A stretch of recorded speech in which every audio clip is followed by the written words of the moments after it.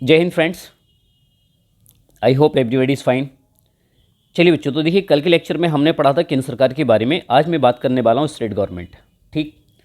अब जितने भी स्टूडेंट्स हैं यदि ये वीडियोस देख रहे हैं तो मैं आपको ये बता दूं कि पॉलिटी की जो ये सीरीज़ है थोड़ा सा डीप लेवल की है, लेकिन जितनी भी चीज़ें मैं एक्सप्लेन कर पा रहा हूँ यहाँ पे हर एक चीज़ को इतना आसान तरह से मैं समझा रहा हूँ जिससे कि आपको पूरी पॉलिटी को ना तो ज़्यादा याद करना पड़े ना रटना पड़े, और वो पूरा आपको कम टाइम में एक तो ये पूरा कवर भी हो जाएगा और ये टॉपिक पर आपकी अच्छी कमांड भी बन जाएगी। बहुत सारे एग्जाम ऐसे हैं, जैसे मान लीजिए पीसीएस हो गया, आईएएस हो गया है, आरओ के हो गए हैं, या फिर आपका यूपीएसआई हो गया, यूपीपी हो गया। इन एग्जाम्स में क्या होता है कि पॉलिटी का क्वेश्चंस का लेवल ठीक ठाक रहता है, और यदि क्वेश्चंस की फ्रेमिंग की मैं बात करूं तो एसआई से लेकर आईएएस तक के क्वेश्चंस का जो क्वेश्चंस का जो डिमांड है और जो क्वेश्चंस जो रहते हैं वो आसान नहीं होते हैं, थोड़े से कॉम्प्लिकेटेड ही होते हैं। और यदि अगर आप केवल फैक्चुअल चीज़ें पढ़ने वाले हो तो मैं आपको बता दूं, मैंने पॉलिटी पर एक ऑलरेडी वीडियो बनाई भी है, कंप्लीट पॉलिटी है, वो 9 घंटे की वीडियोस है। यदि आप चाहें तो पूरी कंप्लीट पॉलिटी 9 घंटे में कर सकते हैं, लेकिन वो लाइक दैट इस पेपरों में काम आएगी जो वनडे एग्जाम्स में, जिसमें 1 या 2 क्वेश्चन पॉलिटी से पूछे जाते हैं, वो भी सीधे और आसान वाले। और यदि बाकी में सीरियसली हो कि अगर आप पॉलिटी सीखना चाहते हैं तो पॉलिटी नहीं, किसी भी सब्जेक्ट पे कमांड बनाने के लिए बच्चों मैं आपको बता दूं, सब्जेक्ट की आपको ना प्रेजेंट के टाइम पे सही से उसकी डीप स्टडी करनी ही पड़ेगी। उतना भी डीप आपका डीप नहीं करनी है कि जो एग्जाम से इरेलीवेंट हो। अकॉर्डिंग टू एग्जाम रिक्वायरमेंट अगर आप देख पा रहे हैं तो 2016-17 के बाद से अगर 2023 तक आज तक अगर क्वेश्चन की फ्रेमिंग देख पाएंगे तो क्वेश्चन की फ्रेमिंग में बहुत ज़्यादा चेंजेस आई है। पहले की तरह क्वेश्चंस नहीं पूछे जाते हैं जो कभी पहले, अगर मैं 2010 से पहले की बात करूं तो 2010 से पहले जो पीसीएस में क्वेश्चन पूछे जाते थे, आज वो यूपीपी में या आपका समूह गे टाइप के पेपर में पूछे जाते हैं, ग्रुप डी में। बहुत सारे स्टूडेंट्स क्या करने में लगे हैं ना, वो सब लोग शॉर्ट ट्रिक के चक्कर में लगे हुए हैं। मैं आपको ये बता दूं ना, शॉर्टकट नहीं होता कुछ भी। अगर आप किसी भी सब्जेक्ट पे कमांड बनाने, बहुत सारे स्टूडेंट के सामने है ना, अभी भी जैसे आज मॉर्निंग में मेरे पास में 2-3 स्टूडेंट्स के ये थे कि सर हमारा जीडी में इतने मार्क्स बैठे हैं टोटल और इतने क्वेश्चन हमारे सही हुए, और लगभग इतने की मेरिट जाएगी तो इतने से छूट जाएगा, जीएस में ये क्वेश्चन गलत हो गया, ये क्वेश्चन गलत हो गया। भाई जब तक जीएस के क्वेश्चन आपके गलत होते रहेंगे, जब तक आप ना ये मेंटालिटी नहीं निकालोगे कि इसको भी आप ना ट्रिक ली कि हाँ आपने इसकी ट्रिक सीख ली या उसकी ट्रिक सीख ली। देखो ट्रिक का मतलब ये होता है कि कुछ पर्टिकुलर फैक्ट्स हैं, आप उनको याद कर सकते हैं, पूरे सब्जेक्ट पे कमांड नहीं बना सकते ना। और किसी भी क्वेश्चंस के लिए या किसी भी टॉपिक को कवर करने के लिए आपको उसकी सही से जानकारी होना ज़रूरी है। आप खुद ही जानिए कि कितने एग्जाम्स होते हैं और आपने कितने एग्जाम दे चुके हैं, क्यों आपका नंबर नहीं आ रहा है, उसका मेन कारण क्या है। भाई उसका मेन कारण यहाँ से ये है कि जब आपको सही तरह की जब जानकारी हो जाएगी तो जब आपके क्वेश्चन याद के भी नहीं होंगे ना, तो आप तुक्का भी लगाओ तब भी आपका सही बैठेगा। और बिना नॉलेज के आप तुक्का लगा के सही भी कर पाएंगे तो वो भी, उस पर भी कहीं ना कहीं ऑप्शन सी है तो भी भर कर आओगे, गलती होती ही है, कॉन्फिडेंट नहीं आ पाता है। अगर आप चाहते हैं सीरियस होकर किसी भी एग्जाम्स को क्लियर करना तो मैं आपको बता दूं 2023 में वैसे भी बहुत ज़्यादा वैकेंसी आने वाली है, 2024 में इलेक्शन होगा, ठीक है। और अभी भी एसएससी की वैकेंसी ले लीजिए, वीडियो का वापस एग्ज़ाम होने हुआ है, जीडी के पेपर चल ही रहे हैं प्रेजेंट में, उसके बाद में सीएचएसएल का आ रखा है, यूपीपी बहुत जल्दी आएगा, मैं आपको ये भी बता दूं, आरओ का पेपर आने वाला है, पीसीएस के तो एग्ज़ाम की भी डेट उन्होंने फाइनल कर दी कि 14 मई को पेपर होगा इस बार, ठीक। और यदि जो भी बच्चे अगर आई पीसीएस वगैरह की प्रिपरेशन करने वाले हैं तो मैं आपको बता दूं, तो वो बच्चे क्या कर सकते हैं, ओटीआर का फॉर्म आ गया है पीसीएस का, वो भर दें। ओटीआर क्या होता है, वन टाइम रजिस्ट्रेशन होता है। इसका मतलब ऐसे समझे, जैसे कि मान लो अगर आप फेसबुक चलाते हो तो फेसबुक के लिए आपको एक बार अपना अकाउंट बनाना पड़ता है, उसके बाद में आप अगर उससे लॉग आउट भी हो जाते हैं फेसबुक से तो वापस फेसबुक को डाउनलोड करके किसी भी फ़ोन में अपनी आईडी को डाल के, ID user name and password से उसको क्या कर लेते हैं, हम लॉगिन कर लेते हैं।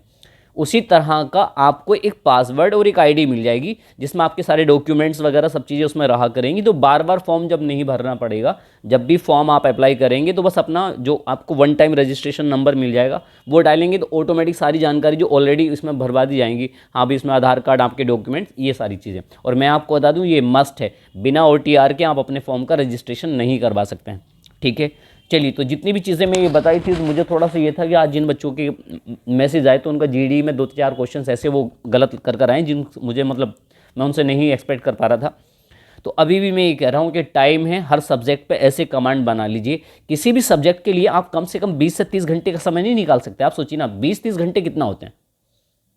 अरे 2 दिन, अगर 2 दिन की बराबर भी मानकर चलें, रोज़ कभी अगर आप 2-3 घंटे की वीडियोज़ यदि आप देखते हैं तो आप इसमें कोई बहुत बड़ा काम नहीं कर रहे हैं। आप मेहनत को देख लीजिए ना, कहीं पर भी जो लोग जॉब करते होंगे 15-20 हज़ार रुपये की, कहीं पर पार्ट टाइम या किसी पर भी प्राइवेट में जॉब कर रहे हैं, कहीं पर स्कूल में बच्चे पढ़ा रहे हैं, तो आप ये जानो कि वहाँ पर कितने घंटे पढ़ाते हो और उसके कितने घंटे पढ़ाने के बाद में आपको कितना उस वहाँ से सैलरी वगैरह मिल पा रही है। तो आप सोचिए, इतने घंटे, 8 घंटे 6 घंटे पढ़ाने के बाद आपको इतना अमाउंट्स मिलता है, तो क्यों हम 3-4 घंटे सही से नहीं पढ़ाई कर लें। तो हर सब्जेक्ट पे कमान बनाना शुरू करिए, ये मेंटालिटी ख़त्म कर दीजिए कि जीएस में। और मैं आपको बता दूं, जिस भी क्वेश्चंस में ज़्यादातर बच्चों का जो कहीं ना कहीं सिलेक्शन छूटता है, जितनों बच्चों से मैं मिला हूँ, हमेशा बच्चों के सामने, ज़्यादातर बच्चों के, मैक्सिमम बच्चों के सामने समस्या होती है जीएस की। और जीएस में क्या चीज़ प्रॉब्लम्स है सर, स्टैटिक कवर नहीं हो रहा। भाई स्टैटिक का मतलब भी ये होता है कि जैसे मान लो एक सीरीज़ मैंने शुरू की, आपने देखा होगा इंडियन मैप वाली, अगर आप इंडियन मैप वाली सीरीज़ देखेंगे तो उसमें ऑल स्टैटिक कवर है अपने आप ही।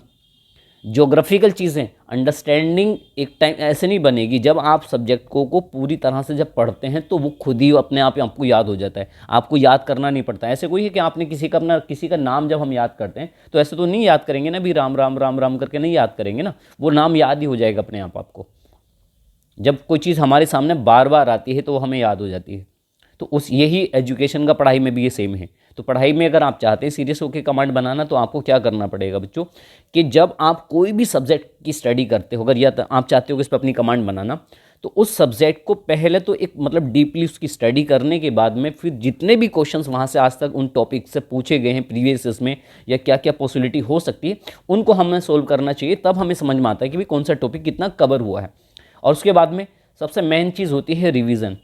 अगर आप मान लो ये वीडियोस देख रहे हो और यदि आपने इससे पहली वीडियो देख रखी है और उसका रिवीजन नहीं किया, तो फिर ये वीडियो सही नहीं है आपके लिए। क्यों सही नहीं है? क्योंकि आपके पास में रिवीजन होना बहुत ज़रूरी है। जब चीज़ें आपका रिवीजन होती हैं तो पुराने डेटा के ज़रिए से आगे का डेटा आसानी से समझ में भी आता है, याद भी रहता है। ठीक है, तो सभी से मैं ये उम्मीद करूँगा कि आप जब भी कहीं भी जहाँ से स्टडी कर रहे हैं, किसी भी प्लेटफॉर्म से, चाहे ऑफलाइन ऑनलाइन एनी टीचर्स, तो उसके जो भी आप नोट्स बनाते हो, नहीं बनाते तो बनाइए, और जो नोट्स बनाते हैं तो उनका रिवीजन ज़रूर क्या करें। आगे का डेटा पढ़ने से पहले ये सोच लो कि पुराना तुमको कितना याद है। कम से कम एक वीक में, 10 दिन में, 15 दिन में चीज़ों का रिवीजन होना बहुत ज़रूरी है। ओवरऑल हर पूरे सब्जेक्टों का रिवीजन किया जाता है। जब एक बार कमांड बन जाती है ना, तो फिर आपको पूरा सब कुछ याद करना या रिवीजन नहीं करना पड़ता है। कुछ ही चीज़ें होती हैं जो आपको रिवीजन करनी पड़ती हैं। ठीक है, तो आज बच्चों, आज का जो टॉपिक है, चलिए मैं उस पर बात करने वाला हूँ अब। ठीक, तो आज का टॉपिक हमारा स्टेट गवर्नमेंट है। तो केंद्र सरकार के बारे में आपको आई होप ये पूरा समझ में आ ही गया होगा। तो आज हम बात करेंगे स्टेट गवर्नमेंट, राज्य सरकार। देखो बच्चों, अगर मैं वनडे एग्जाम टाइप के किसी एग्जाम्स को यदि यहाँ से टारगेट करके बात करूँ, तो राज्य सरकार का उल्लेख है कहाँ भारत के संविधान में, यदि यहाँ से समझाना शुरू करूँ तो कुछ छोटे फैक्ट्स भी जोड़ रहा हूँ साथ साथ में, जिससे कि आपका किसी वनडे एग्जाम्स टाइप के भी हो जाएंगे और इससे ओवरऑल आपका एक ग्राफ भी रहेगा।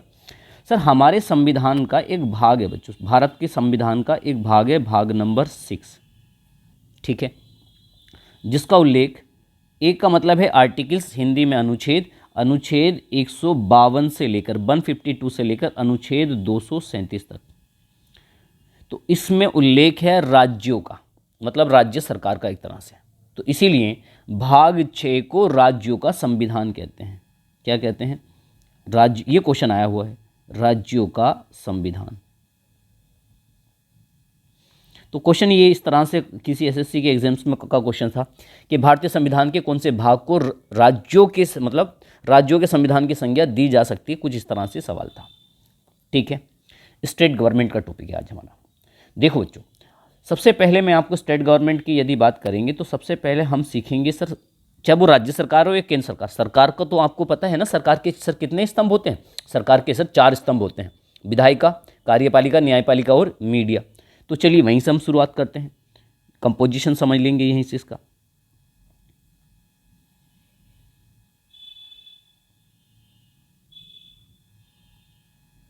तो आपके सामने एक टॉपिक तो हो गया हमारे पास में केंद्र सरकार, जो ऑलरेडी पढ़ लिया। आज हम राज्य सरकार पे बात करें तो सरकार के लिए मैंने आपको कुछ चीज़ें ऑलरेडी पहले ही बताई थी। तो सर, सरकार का एक पिलर होता है लेजिस्लेटिव। लेजिस्लेटिव हिंदी में क्या बोला जाता है? तो उसको हिंदी में हम बोलते हैं विधायिका। विधायिका, ठीक है। सर एक पिलर इसका होता है बच्चों एग्जीक्यूटिव यानी कि कार्यपालिका। एक पिलर कौन सा होता है इसका? एग्जीक्यूटिव, हिंदी में बोलेंगे कार्यपालिका। आपको पता है कि भारत में कैसी कार्यपालिका प्रणाली को अपनाया गया? कार्यपालिका तो दोहरी कार्यपालिका है, कल हमने पढ़ा ही था। एक हमारा टॉपिक है इसमें जुडिशरी यानी कि न्यायपालिका, और नेक्स्ट में आता है बच्चों मीडिया, फोर्थ पिलर, जो ऑलरेडी हमने गवर्नमेंट के स्ट्रक्चर्स में पढ़े थे, लेकिन हम अभी जो मैं मूल रूप से बात कर रहा हूँ तो वो केवल यहीं पे इतने पे 3 पे मैं बात करता हूँ। ठीक है, देखो बच्चों, आपको याद होगा कि जब हम डिस्कस कर रहे थे इन सारी चीज़ों पे तो हमने पढ़ा ये था कि सरकार के 4 स्तंभ होते हैं, चौथा स्तंभ मीडिया था जो अस्थायी है। जनरली मूल रूप से 3 स्तंभ होते हैं, विधायिका, कार्यपालिका, न्यायपालिका। ठीक है, विधायिका का काम मैंने आपको बताया था कानून बनाना, कार्यपालिका का लागू करना और न्यायपालिका का उसकी रक्षा करना। लेकिन आज बात हो रही है स्टेट गवर्नमेंट, राज्यों की सरकारों के बारे में। ठीक है बच्चों, तो जो राज्य सरकार की जो विधायिका होती है बच्चों, अब मैं किस पे बात कर रहा हूँ? केवल लेजिस्लेटिव पे, वो भी किसकी? राज्य सरकारों की। तो राज्य सरकार की जो बच्चों विधायिका है वो स्टेट लेजिस्लेटिव कहलाती है, राज्य विधायिका, या फिर आप समझ लेंगे लेजिस्लेचर, विधानमंडल। इसका मतलब काम होता है कानून बनाना। अगर कार्य पूछिए इसका हमसे तो कार्य तो हो गया सर कानून बनाना। एक तथ्य तो आपने ये सीख लिया, राइट। दूसरा फैक्ट हमें यहाँ से यह याद रखना है, अगर हमसे पूछा जाए कि राज्य सरकार की विधायिका किसे कहते हैं तो हम बोलते हैं लेजिस्लेचर को, लेजिस्लेचर, और हिंदी में कहा जाता है बच्चों विधानमंडल, विधानमंडल। अब ये विधानमंडल क्या है? तो विधानमंडल राज्य सरकारों की विधायिका है जिसका काम होता होगा कानून बनाना। जैसे बच्चों केंद्र में होती है ना पार्लियामेंट, तो जैसे केंद्र में पार्लियामेंट होती है उसी तरह से राज्यों में होती है विधानमंडल। एक तरह से ये समझेंगे इस बात से आप कि सर जो विधानमंडल है ये राज्यों की संसद है एक तरह से। ठीक, केंद्र सरकार की जो विधायिका थी उसको पार्लियामेंट थी, जिसका उल्लेख अनुच्छेद 79 में था। उसी तरह से जो विधानमंडल है इसका जो उल्लेख है तो आर्टिकल 168 में है। ये बहुत बार क्वेश्चन पूछा जा चुका है कि राज्य विधानमंडल का गठन का उल्लेख कौन से अनुच्छेद में है? 168 में है। ठीक है, अच्छा ये बताओ कि जैसे अगर मैं आपसे ये पूछूं कि संसद किससे मिलकर बनती है तो आप बोलेंगे सर राज्यसभा, लोकसभा प्लस राष्ट्रपति से। उसी प्रकार से जो राज्यों का विधानमंडल होता है तो ये किससे मिलकर बनता है? ये क्वेश्चन हमसे पूछा जा सकता है। तो बच्चों अगर मैं इसकी बात करूँगा जनरली तो इसमें भी हमारे 3 अंग होते हैं और 2 सदन होते हैं। तो एक सदन होता है इसका जिसको बोलते हैं विधान परिषद, और इंग्लिश में कहा जाता है लेजिस्लेटिव काउंसिल, लेजिस्लेटिव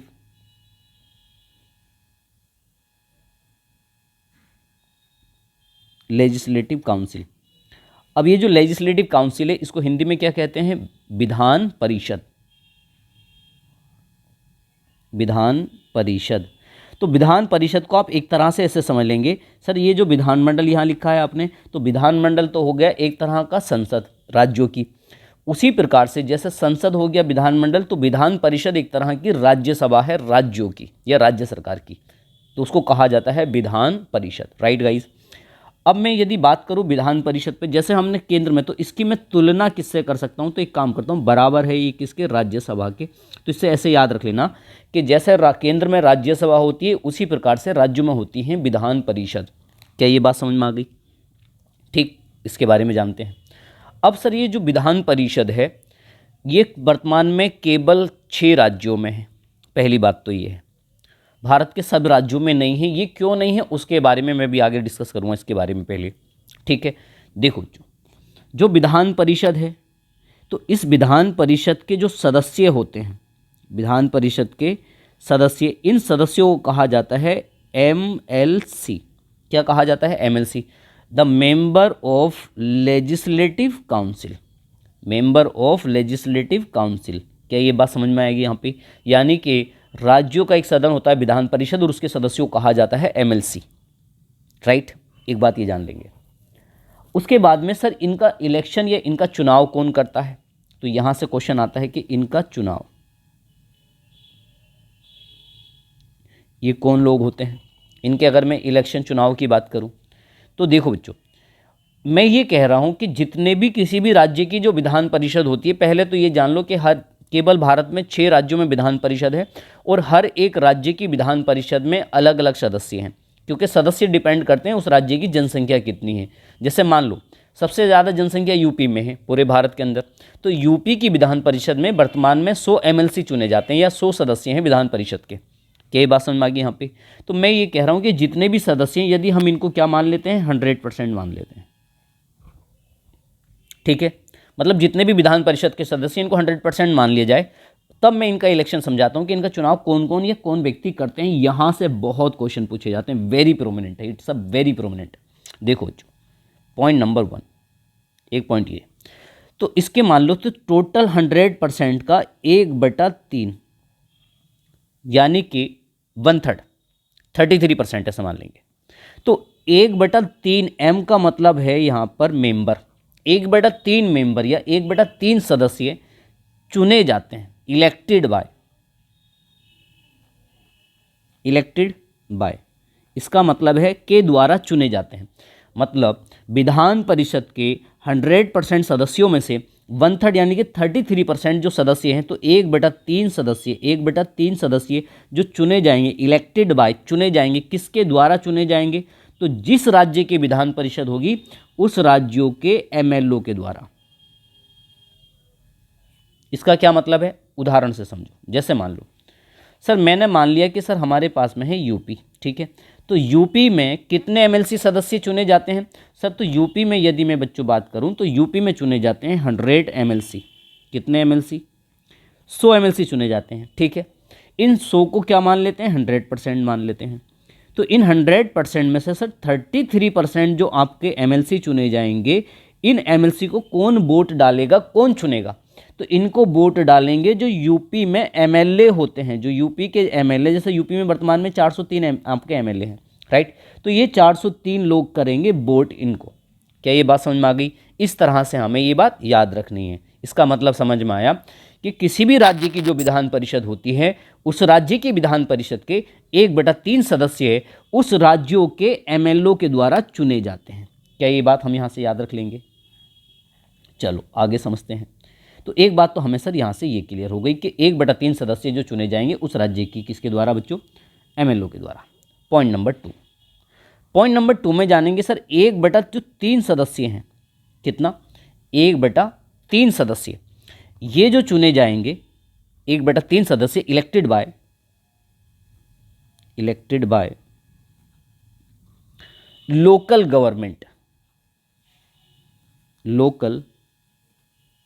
गवर्नमेंट और हिंदी में कहेंगे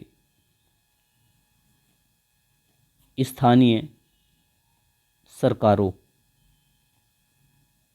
के द्वारा। अब ये क्या कहानी है, सुनो। मैंने कहा कि सर मान लेते हैं कि हम बात कर लेते हैं यूपी की, उदाहरण कहाँ का लेते हैं, अभी भी यूपी का उदाहरण ले लेते हैं। क्या यूपी में विधान परिषद है? हाँ सर। कितने सदस्य चुने जाते हैं? 100 सदस्य चुने जाते हैं। इनको क्या मान लेते हैं हम? सर हमने 100% माना, तो इन 100% में से 33% तो सर चुने गए थे किसके द्वारा? इसी हमारे यूपी के ही एमएलओ के द्वारा, ठीक, इन लोगों ने वोट डाला होगा। उसके बाद में इसमें से 33% यानी कि 1/3 सदस्य हैं, ये जो चुने जाएंगे तो लोकल गवर्नमेंट के द्वारा। अब क्वेश्चन है कि सर ये लोकल गवर्नमेंट क्या होती है? लोकल गवर्नमेंट का मतलब है जैसे गांव हैं, यूपी में जितने भी गांव हैं और उन जिन जिन गाँव में ग्राम प्रधान बनाया जाता है, अर्थात जितने भी ग्राम पंचायतें हैं, तो जो ग्राम प्रधान हैं, तो ग्राम प्रधान के द्वारा जो सरकार चलती है गाँव की, उसको कहा जाता है लोकल गवर्नमेंट या स्थानीय सरकार। और स्थानीय सरकारों में गांव का जो प्रधान होगा, जितने भी गांव के प्रधान होंगे, ये लोग जाकर वोट डालेंगे। क्या ये बात समझ जाएंगे यहाँ पे? इसका मतलब समझ में आया कि अगर मैं यूपी का ही उदाहरण लूँ तो सर यूपी में 100 एमएलसी या 100% जितने भी आपका विधान परिषद में सदस्य चुने जाएंगे, उनमें के 1/3 सदस्य जो चुने जाएंगे वो यूपी के जितने भी गांवों में प्रधान बनाए गए हैं, वो प्रधान लोग वोट डालेंगे। क्या केवल प्रधान ही लोग डालेंगे? नहीं, इसमें 3 लोग आते हैं। लोकल गवर्नमेंट में कौन कौन है? क्योंकि यूपी के अंदर जो स्थानीय सरकार है वो त्रिस्तरीय है। एक जिला परिषद, ब्लॉक प्रमुख और ग्राम प्रधान, इसका मतलब 3 तरह के लोग वोट डालेंगे। कौन कौन डालेंगे बच्चों? एक तो गांव के प्रधान डालेंगे, सभी गांव के प्रधान। दूसरा, जितने भी ब्लॉक प्रमुख होंगे वो सब वोट डालेंगे। तीसरा, जो आपका जिला परिषद का अध्यक्ष होगा वो वोट डालेगा। इस तरह से तो स्थानीय सरकारें 3 तरह की होती हैं, जिला परिषद, ब्लॉक पंचायत और आपका ग्राम प्रधान।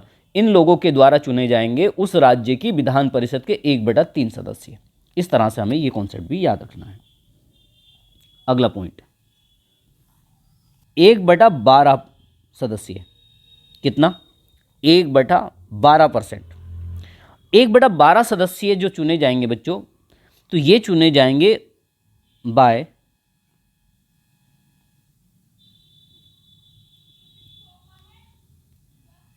इलेक्टेड बाय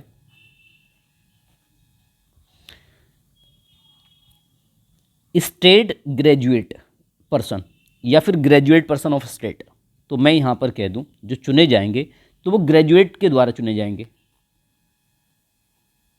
ग्रेजुएट, इसका क्या मतलब है? इसका मतलब ये है कि आपने देखा था कि 1/3 यानी कि 33% तो चुने गए थे एमएलओ के द्वारा और उसी राज्यों की स्थानीय सरकारों के द्वारा। 1/12 जो एमएलसी चुने जाते हैं, 1/12 जो एमएलसी चुने जाएंगे, तो उस राज्य के जो भी जिस राज्य की में विधान परिषद होगी, तो उस राज्य में जितने लोगों ने ग्रेजुएशन कर रखा है, यानी कि बीए, बीएससी, बीकॉम जो कर रखा होगा, और वो भी 3 वर्ष पुराना। ये जो डिग्री कितने वर्ष पुरानी होनी चाहिए? 3 वर्ष ओल्ड। ये भी याद रखेंगे। यानी कि उदाहरण के तौर पे मान लो आप जो वीडियो देख रहे हैं, आपसे बात कर रहा हूँ, सुनो। आपने ग्रेजुएशन कब किया? आप बताएंगे सर मैंने ग्रेजुएशन किया 2020 में, 2018 में, 2015 में, लाइक दैट इज। मान लो तुमने अगर ग्रेजुएशन किया था 2017 में, तो आपके ग्रेजुएशन को अब तक हो गए हैं 5 ईयर्स। यदि आपने ग्रेजुएशन किया था 2018 में तो हो गए 3 ईयर्स। यदि आपने ग्रेजुएशन किया 2020 में तो अभी कितने वर्ष हुए? 2 वर्ष हुए हैं। इसका मतलब ये है केवल वो लोग एमएलसी को वोट डाल सकते हैं 1/12 को जिन्होंने अब से 3 साल पहले ग्रेजुएट किया है। क्या ये बात समझ जाएंगे यहाँ पे? और ये भी कहाँ के होंगे? जिस राज्य की विधान परिषद होगी उसी राज्यों के ग्रेजुएट के द्वारा वोट डाले जाते हैं। आई होप आपको समझ में आ रहा होगा, like that is. Next point समझ लेंगे। नेक्स्ट पॉइंट में क्या होता है बच्चों के 1/12 सदस्य, 1/12। तो 1/12 जो आपके एमएलसी चुने जाएंगे तो ये इलेक्टेड होते हैं, इलेक्टेड बाय, अब ये किसके द्वारा? तो उसी राज्यों के आपका जो गवर्नमेंट टीचर्स होंगे, गवर्नमेंट टीचर।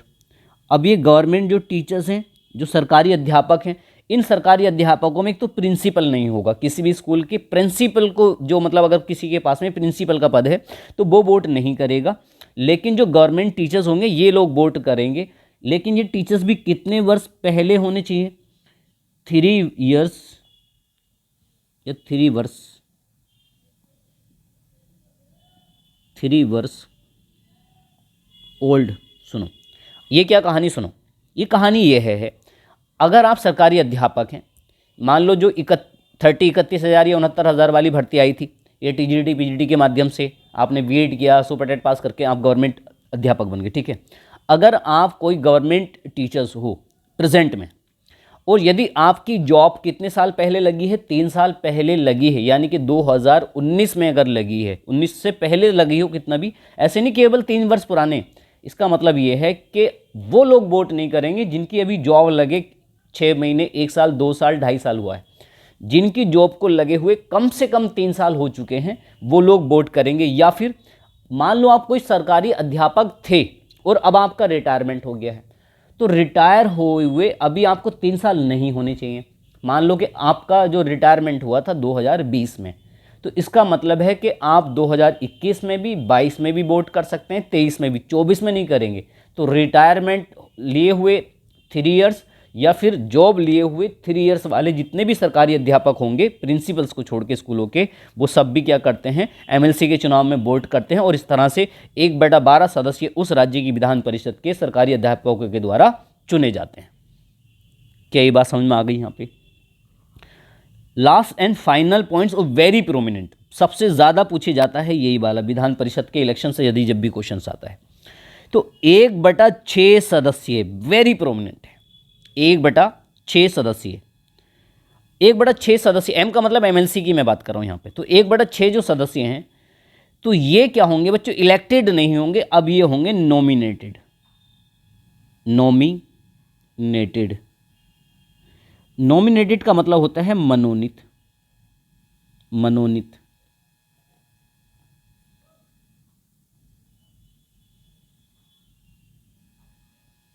मनोनीत, ठीक है, मनोनीत होंगे। अब किसके द्वारा मनोनीत होंगे, बाई मतलब के द्वारा, तो उस राज्य के राज्यपाल के द्वारा, राज्य के राज्यपाल के द्वारा, राज्य के राज्यपाल के द्वारा। इसका मतलब आप इसको, इसकी तुलना इस तरह से कर सकते हैं, जैसे बच्चों राज्यसभा में, कहाँ पर, केंद्र सरकार में, क्योंकि विधान परिषद की तुलना किससे कर सकते हो, केंद्र की राज्यसभा से। तो राज्यसभा में 12 सदस्य राष्ट्रपति के द्वारा चुने जाते हैं, मनोनीत किए जाते हैं। राज्यसभा में कितना, 12, तो याद रख लेना 12 के आधा 1/6, 1/6 ऐसा समझ लेना, मतलब आधा नहीं है, मैं एक बात कह रहा हूँ कि वहाँ पर 12 है तो यहाँ पर 6 है, 1/6 है। तो केंद्र में राष्ट्रपति और राज्यों का राष्ट्रपति राज्यपाल होता है।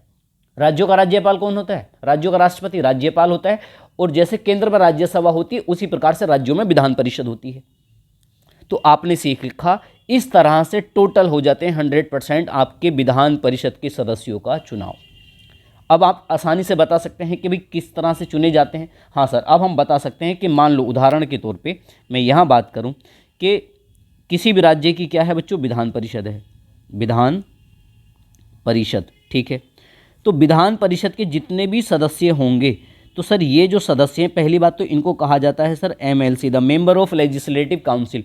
इनमें से सर 1/3 सदस्य जो चुने जाते हैं उस राज्यों के एमएलओ के द्वारा, 1/3 सदस्य जो चुने जाएंगे उस राज्यों के बच्चों लोकल गवर्नमेंट के द्वारा, स्थानीय सरकारों के द्वारा, लोकल गवर्नमेंट के द्वारा चुने जाएंगे।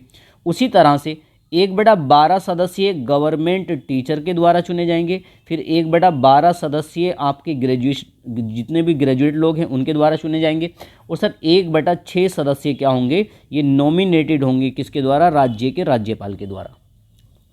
आई होप आपको ये कॉन्सेप्ट समझ में आया होगा, ठीक है। एक बात और जान लो, अब सुनिए, एक कॉन्सेप्ट क्या है, एक कॉन्सेप्ट ये है कि वर्तमान में कितने राज्यों में विधान परिषद है, ये सवाल आता है। अगर आपसे ये क्वेश्चन आ जाए कि वर्तमान में कितने राज्यों में विधान परिषद है, तो देखो बच्चों, अगर हम बात करेंगे कि कितने राज्यों में विधान परिषद है, तो वर्तमान में 6 राज्य हैं। कितने राज्य हैं, 6 राज्य। कौन कौन से 6 राज्य हैं सर, एक तो है बिहार, बिहार में भी विधान परिषद है। सर एक राज्य है महाराष्ट्र, सर एक राज्य है उत्तर प्रदेश, ठीक, एक राज्य है सर आंध्र प्रदेश, एक राज्य है सर तेलंगाना, और एक राज्य है सर कर्नाटक। इतने राज्यों में क्या है, विधान परिषद है। कौन से राज्य की विधान परिषद में कितनी सीटें हैं, ये समझ लो। देखो बच्चों, अगर मैं बात करूं बिहार में, तो बिहार में विधान परिषद में कितनी सीटें हैं, 75 सीट हैं। महाराष्ट्र में कितना है सर, महाराष्ट्र में है 78। महाराष्ट्र में कितना है, 78 है। अगर हमसे पूछा जाए उत्तर प्रदेश में, तो उत्तर प्रदेश में मैं आपको बता चुका हूँ 100 हैं। सर आंध्र प्रदेश में कितना विधान परिषद की सीटें, तो आंध्र प्रदेश में बच्चों जो सीटें 58 हैं।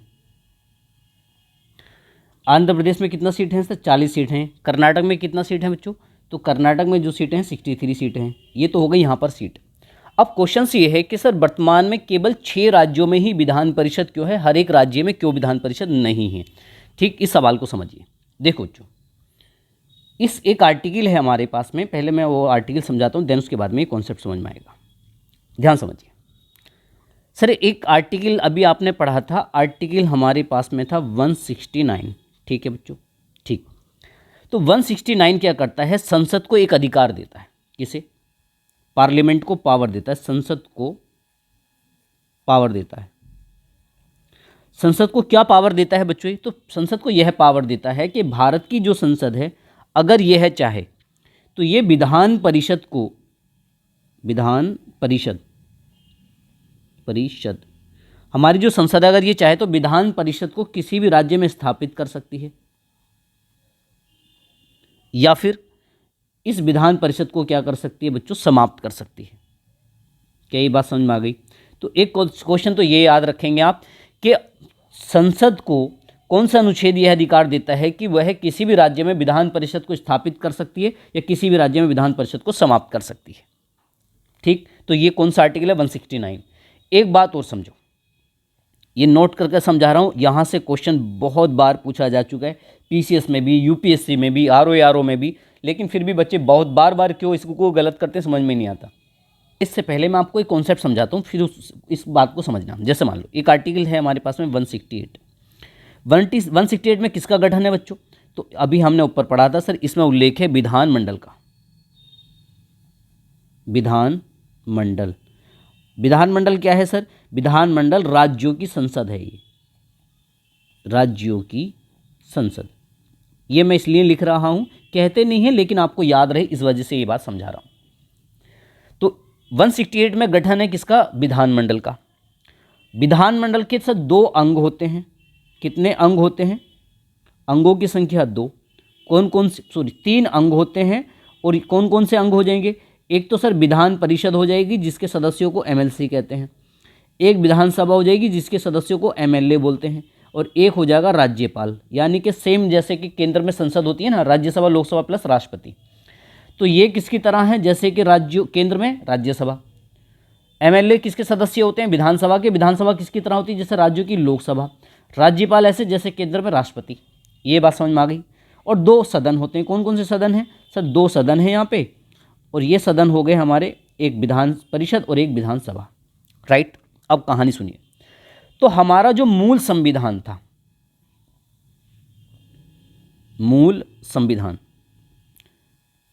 संविधान, ठीक, ये समझो, मूल संविधान वह संविधान जो 26 नवंबर 1949 को बना और 26 जनवरी 1950 में जो लागू हुआ था, उसको कहते हैं मूल संविधान। अर्थात जब तक भारत के संविधान में कोई संशोधन नहीं हुआ तब तक कहा गया है मूल संविधान, वह संविधान जिसमें बनाने के बाद जब तक कोई परिवर्तन नहीं हुआ था। राइट, तो मूल संविधान में एक बात कही गई थी कि सर जो आर्टिकल हमारा 168 है, इसमें ये लिखा गया था कि जिन राज्यों की, मान लो कोई राज्य हैं, अगर इन राज्यों की जो जनसंख्या है, जो भी राज्य है जिनकी जनसंख्या बच्चों ज़्यादा होगी, सर आर्टिकल 168 में कहा गया था कि जिन राज्यों की जनसंख्या अधिक होगी, जिन राज्यों की जनसंख्या क्या होगी?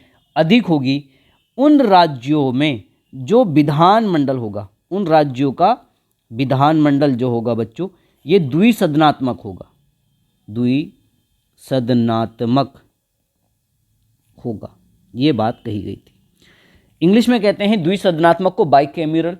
द्विसदनात्मक का मतलब है 2 सदन वाला। 2 सदन में कौन कौन से सर? एक होगा उसमें विधान परिषद और एक होगा उसके अंदर विधानसभा। विधानसभा सर ये 2 सदन होंगे। ये क्या कहा गया था? तो मूल संविधान वह संविधान जो स्टार्टिंग में बना था, तो उसमें ऐसा लिखा था 168 में कि सर हमारे जो भी राज्य हैं, अगर जिन जिन राज्यों की जनसंख्या ज़्यादा है उन राज्यों में जो विधानमंडल बनाएंगे वो द्विसदनात्मक होगा। और द्विसदनात्मक मतलब वहाँ पर विधान परिषद भी बनाई जाएगी, विधानसभा भी होगी। लेकिन एक पावर राज्यों को भी दी गई। क्या पावर राज्यों को दी गई? यह पावर राज्यों को यह दी गई कि यदि राज्य को लगता है कि उनके राज्य में एक सदन ही काफ़ी है कानून बनाने के लिए, एक सदन ही आपका सफिशिएंट है, पर्याप्त है। अब वो भी कौन सा सदन मूल सदन होता है? वो होता है विधानसभा। अगर उनको लगता है कि हम केवल विधानसभा से कानून बना सकते हैं, हमें विधान परिषद की कोई आवश्यकता नहीं है, तब राज्य क्या कर सकते हैं? सुनो, तब राज्य आर्टिकल 169 के तहत संसद से ये प्रस्ताव रख सकते हैं कि वो हमारे राज्य से विधान परिषद को समाप्त कर दे।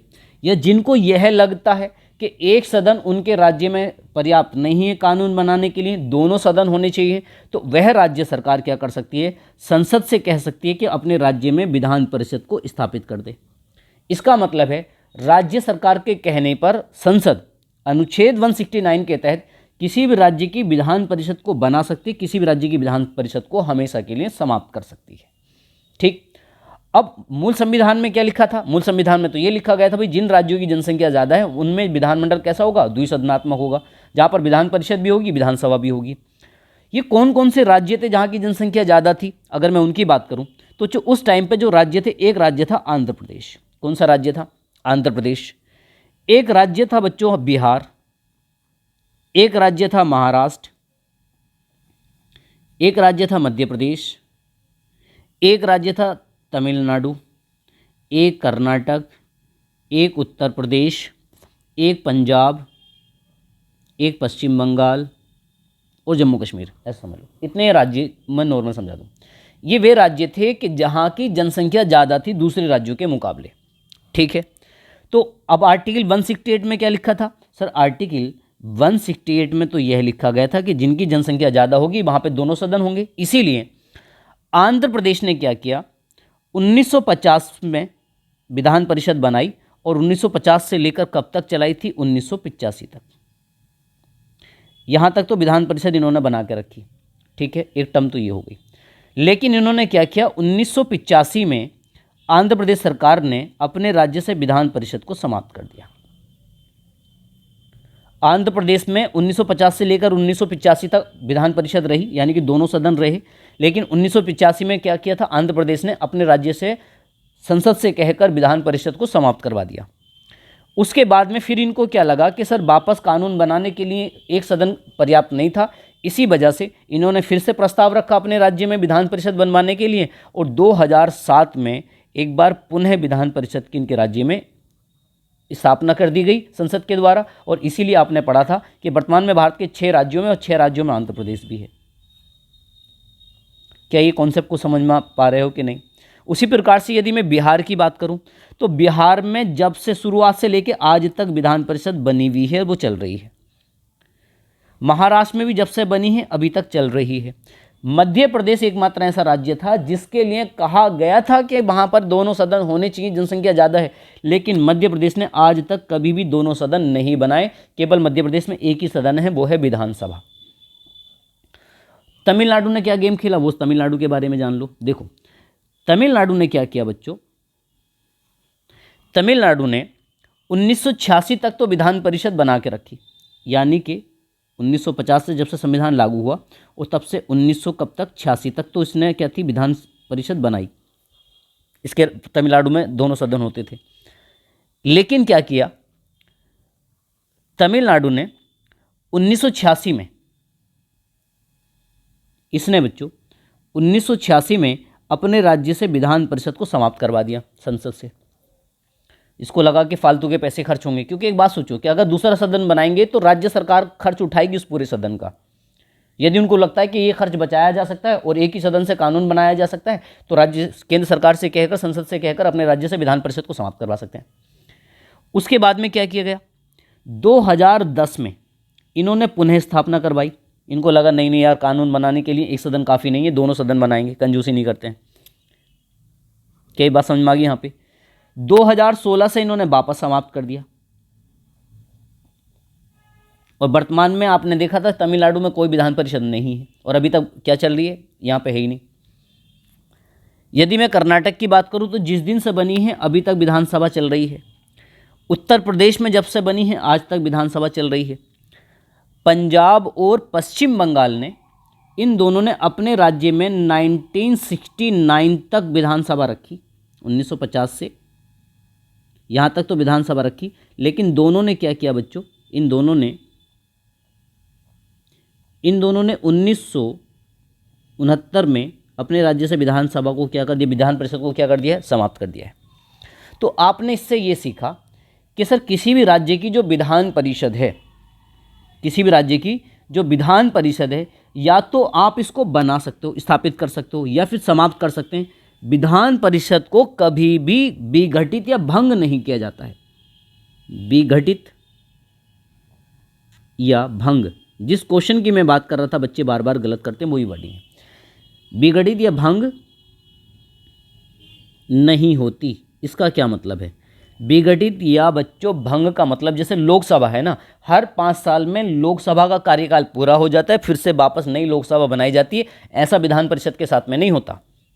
विधान परिषद किसकी तरह सदन है, विधान परिषद राज्यसभा की तरह है, लेकिन राज्यसभा को कभी समाप्त नहीं किया जा सकता। बस ये अंतर है। तो एक तथ्य यहाँ से याद रखेंगे कि जो राज्यों की विधान परिषद होती है, या तो आप इसको संसद से कहकर अपने राज्य में बनवा सकते हो, या फिर इसको हमेशा के लिए समाप्त कर सकते हैं। लेकिन ऐसा नहीं कि हर 5 साल में 6 साल में इसका पूरा कार्यकाल होगा और फिर वापस नई आपका विधान परिषद बनाया करेगी। इस घटना को कहते हैं विघटित या भंग। जैसे लोकसभा हर 5 साल में विघटित या भंग हो जाती है, उस तरह से विधान परिषद कभी भी आपका भंग या विघटित नहीं होती। आई होप कुछ बेसिक चीज़ें आपको यहाँ से कुछ चीज़ें समझ में आई होंगी बच्चों, राइट। तो अभी एक हमने बात कर लिया किसके बारे में, विधान परिषद के बारे में। तो जो विधान परिषद है बच्चों, तो विधान परिषद, इसके बारे में कुछ यहाँ से और फैक्ट जान लो। विधान परिषद की तुलना किससे की थी हमने? सर विधान परिषद की जो हमने तुलना की, तो विधान परिषद था किसकी तरह? केंद्र सरकार की राज्यसभा की तरह। क्या ये बात समझेंगे यहाँ पे? जब केंद्र सरकार की राज्यसभा की तरह है, तो इसी वजह से विधान परिषद को कहा जाता है उच्च सदन। क्या कहा जाता है? उच्च सदन, राइट। एक तथ्य ये वाला भी इसके बारे में आपने याद रखना है। नेक्स्ट पॉइंट पे बात करते हैं।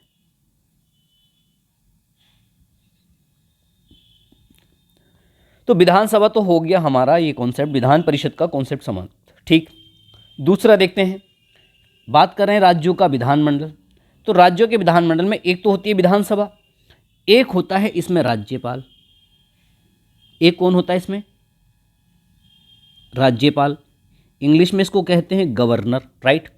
अब राज्यपाल की जो नियुक्ति है, देखो जो केंद्र में राष्ट्रपति था उसकी जो नियुक्ति है, उसका जो चुनाव होता है, नियुक्ति होती नहीं, चुनाव होता है। चुनाव में एमपी और एमएलए वोट डालते हैं, वो भी नॉमिनेटेड या इलेक्टेड, सॉरी ओनली कौन से? केवल इलेक्टेड, निर्वाचित सदस्य, नॉमिनेटेड नहीं। लेकिन राज्यपाल क्या होता है बच्चों? ये अपॉइंटेड होता है, नियुक्त होता है।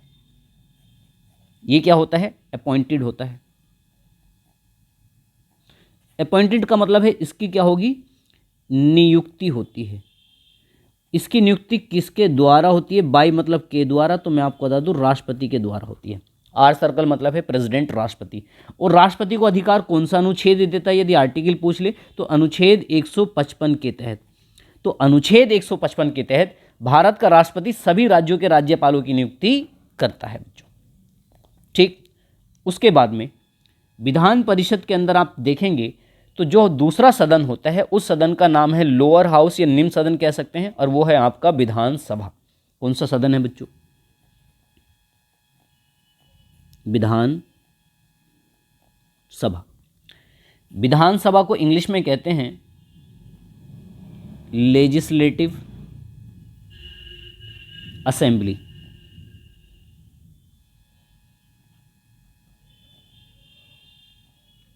Legislative assembly. आप इसकी तुलना केंद्र की लोकसभा से कर सकते हो। यह तथ्य भी पूछा जाता है। एक तथ्य पहले यहां से ये वाला जान लो आप, जैसे कि विधान मंडल का गठन कौन से में है? 168 में है। उसी प्रकार से विधान परिषद का जो उल्लेख है ये 2 आर्टिकल में है। एक है आर्टिकल 169 में, राज्यसभा या लोकसभा, सॉरी संसद क्या कर सकती है? इसका निर्माण कर सकती है, समाप्त कर सकती है, इसका उल्लेख है। विधान परिषद के गठन का उल्लेख अगर आपसे पूछा जाए तो 171 में है, ठीक। गठन का मतलब है कि कौन सदस्य होंगे, विधान परिषद का अध्यक्ष वगैरह कौन कौन होता है, लाइक दैट इज बात कर रहा हूं मैं। तो 169 में संसद किसी भी राज्य की विधान परिषद को बना सकती है या उसको समाप्त कर सकती है। 171 में विधान परिषद के गठन का उल्लेख है, ठीक है। अब मैं बात करूं विधानसभा। तो विधानसभा का जो उल्लेख है बच्चों ये है आर्टिकल आपका 170। कौन से आर्टिकल में है? अनुच्छेद 170, ठीक। ऐसे याद रख लेना। अब बात कराऊंगा मैं विधानसभा पे प्रॉपरली।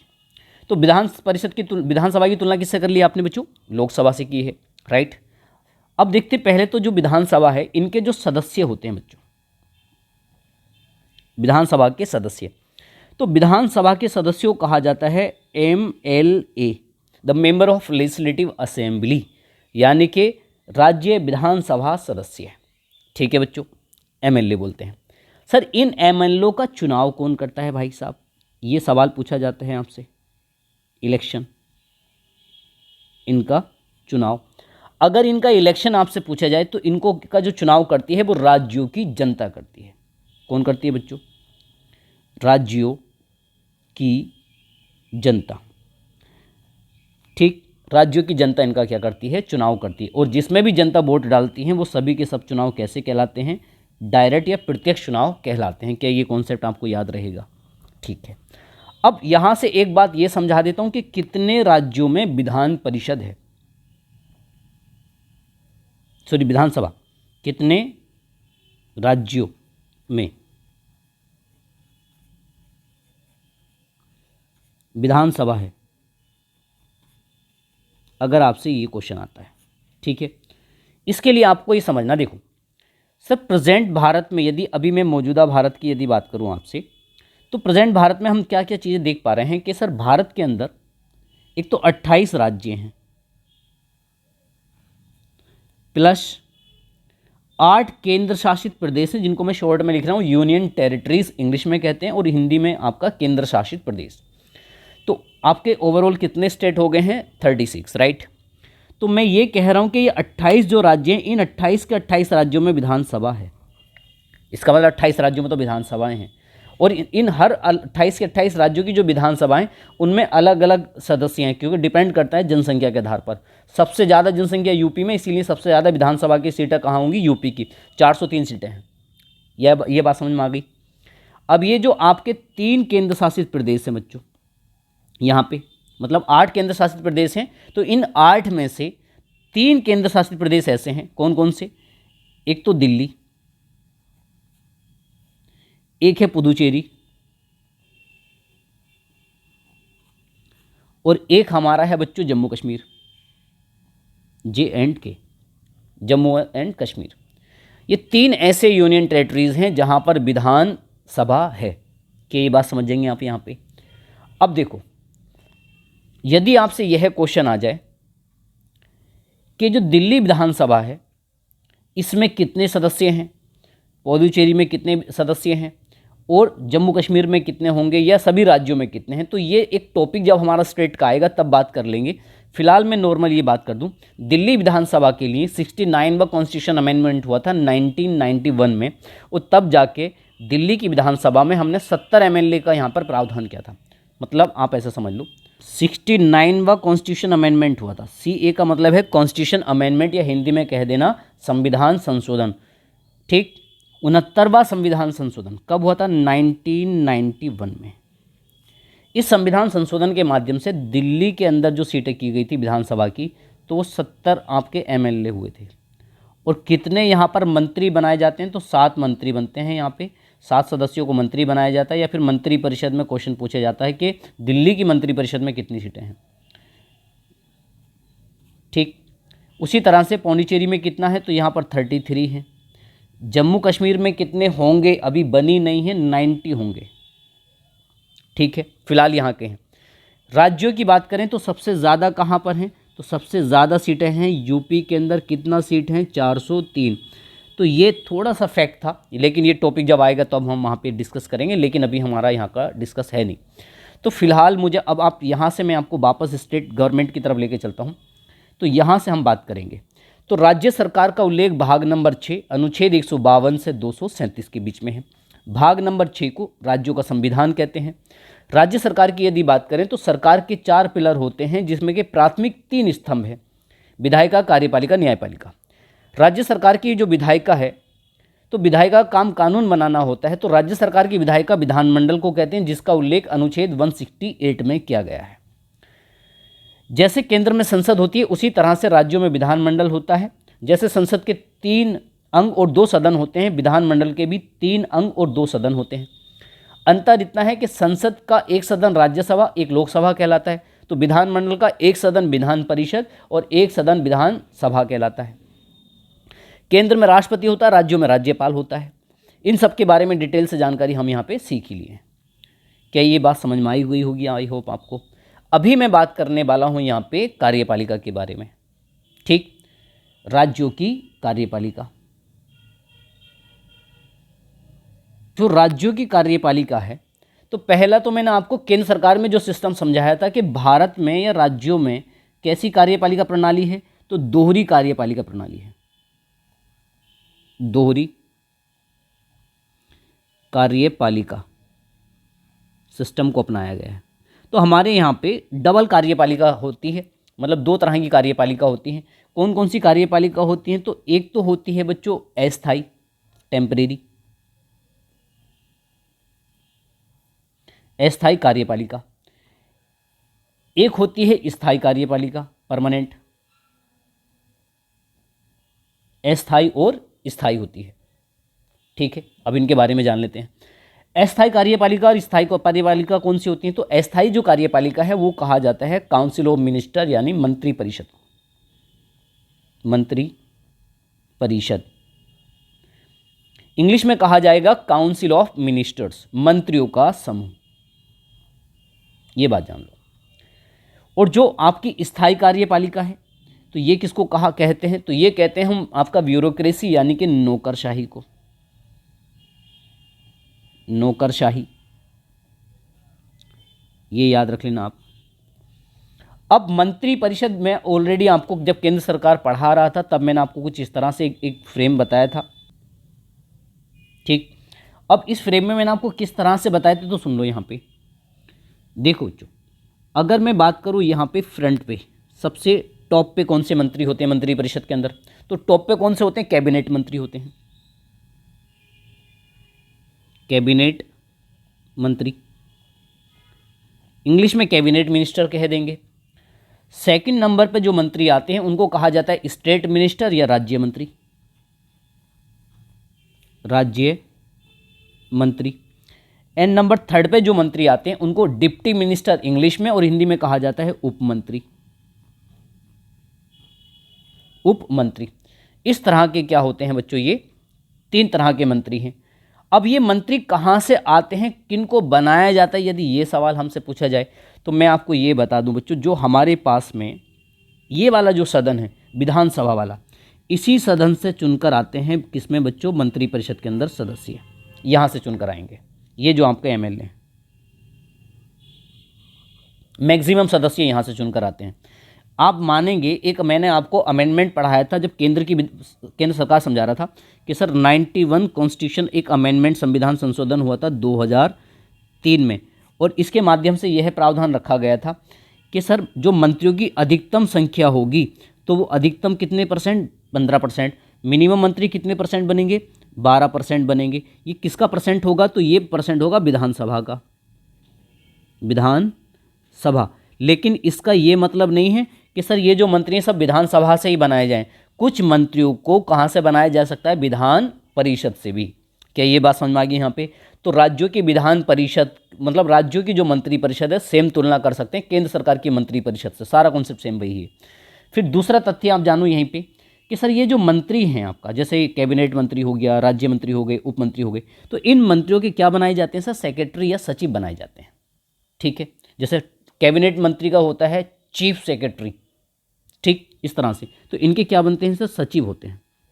ये सचिव कौन लोग होते हैं सर? ये आईएएस रैंक के अधिकारी होते हैं, ठीक है। इनके भी सर सचिव होंगे, इनके भी सर सचिव होंगे, और इन जितने भी ये सचिव हैं इन सभी सचिवों का समूह कहलाएगा सचिवालय, और यही सचिवालय कहलाएगा। अब ये सचिवालय तो दो हो गए, एक केंद्र का एक राज्य का, तो नाम पड़ेगा एक केंद्रीय सचिवालय, एक होता है राज्य सचिवालय। तो ये हमारा है राज्य सचिवालय, तो राज्य सचिवालय। और राज्य सचिवालय को कहा जाएगा राज्य की स्थायी कार्यपालिका। क्या कहा जाएगा? राज्य की स्थायी कार्यपालिका, ठीक। और फिर कार्यपालिका काम आपको मैं बता ही चुका था ऑलरेडी। इसका काम क्या होता है बच्चों? तो इसका काम होता है कानून लागू करना, कानून लागू करना।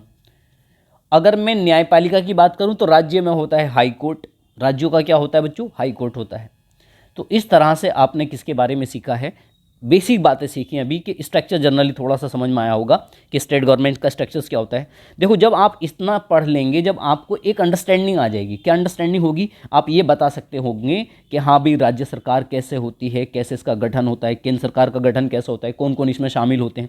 जब हम ये सारी चीज़ें सीख लेते हैं देन उसके बाद में हमारे सामने क्या चीज़ें रहती हैं बच्चों, कि जब हम ये पढ़ रहे होते हैं कि राष्ट्रपति ये काम करता है, उपराष्ट्रपति ये काम करता है, इस चीज़ का प्रावधान इस अनुच्छेद में है, तब वहाँ पे इन चीज़ों को समझने में बहुत ज़्यादा हमें हेल्प मिलती है, ठीक। और फिर उसको आप रटेंगे भी नहीं, कॉन्सेप्ट से सारी चीज़ें आपको याद रह जाएंगी। आई होप आपको स्टेट गवर्नमेंट का जो स्ट्रक्चर्स आज मैंने समझाया ये समझ में आया होगा। जब हम संविधान के भाग बाई भाग पढ़ेंगे, भाग 1 भाग 2, तो उनके एक भाग की एक ही वीडियो आया करेगी, 1 या 2, मतलब डिपेंड कर, भाग नंबर 5 बहुत बड़ा है तो उसमें टॉपिक हो जाएंगे 2-3 लाइब्रेरी, भाग नंबर 6 भी बड़ा है, ठीक है। लेकिन ऑलमोस्ट जो बड़ी लेंथ बड़ी वीडियो आया करेगी 1 से 2 घंटे की, उसमें कंप्लीट एक ही वीडियोस में प्रीवियस में आए हुए सभी क्वेश्चन, सारी चीज़ों को शामिल करके मैं उस तरह से टॉपिकों को सोल्व कराया करूँगा, राइट गाइज।